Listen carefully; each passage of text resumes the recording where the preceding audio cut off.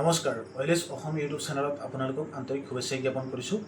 মৰমৰ প্ৰিয় ভিউৱাৰ্ছসকল আজি আপোনালোক সকলৰ কাৰণে এটা গুৰুত্বপূৰ্ণ আৰু ইম্পৰ্টেণ্ট টপিকছ লৈ আহিছোঁ গতিকে ভিডিঅ'টো আপোনালোকে সম্পূৰ্ণকৈ চাব তেতিয়াহ'লে বিষয়খিনি জানিব পাৰিব এই ভিডিঅ'টোতে মই আপোনালোক সকলৰ কাৰণে কি লৈ আহিছোঁ তো বিচাৰিছোঁ প্ৰত্যেক মাহত অসমলৈ চাউল আহে ৰাইচ আহে যাৰ থ্ৰুদি আমি ৰেচনৰ দোকানৰ থ্ৰুদি আমি গাঁৱৰ মানুহক আমি বিতৰণ কৰোঁ আৰু এইটো প্ৰত্যেক মাহে মাহে আহে ভাৰত চৰকাৰে বিচাৰিছে যে লজিষ্টিক ৰেছপন্সিবিলিটিটো গভৰ্ণমেণ্ট অফ ইণ্ডিয়াৰ কমি যাব লাগে যাতে দে কেন পুট দ্য এনাৰ্জি ফৰ আদাৰ ইম্পৰ্টেণ্ট ডিমাণ্ডছ সেইকাৰণে তেওঁলোকে আমাক অনুৰোধ কৰিছে যে 3 মাহৰ চাউল তেওঁলোকে একেলগে দি দিব অৰ্থাৎ জুন মাহত জুন জুলাই আগষ্ট এজন মানুহে 5 কেজিকৈ পায় 5 কেজিৰ পৰিৱৰ্তে আমি 15 কেজি দি দিম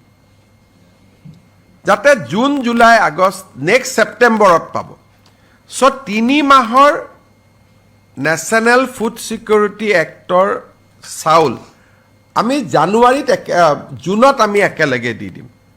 খালি ৰাইজে এইটো ভাবিব নালাগে যে এইটো ৰাইচ বাঢ়ি গ'ল গতিকে অহা মাহতো 15 কেজি পাম তাৰ পিছৰ মাহতো 15 কেজি পাম 5 কেজিয়ে আছে কিন্তু 3 মাহৰ চাউল আমি একেলগে দি দিম আমি টিভিয়ে পত্ৰ ইয়াক আমি কৰিম ইউজুৱেলি এটা ফেমিলিয়ে মেক্সিমাম 35 কেজি পায় 35 into 3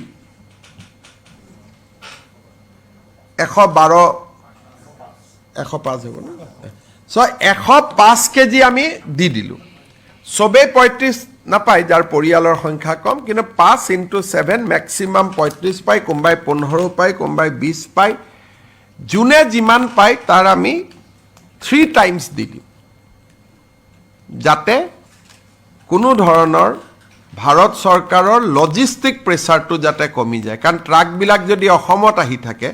যুদ্ধ ক্ষেত্ৰত যাব নোৱাৰিব সেইকাৰণে এবাৰতে যদি আমি 3 মাহৰ চাউল লৈ লওঁ তেতিয়াহ'লে গোটেই লজিষ্টিক ৰেলত চাউলৰ কাৰণে মালবাহী ৰেল আহিব লাগে এতিয়া ৰেলত আমি আৰ্মিৰ মুভমেণ্ট লাগিব গতিকে যদি মালবাহী ট্ৰেইন 3 বাৰ আহাতকৈ এবাৰ আহিলে 2 বাৰ ফ্ৰী হৈ যাব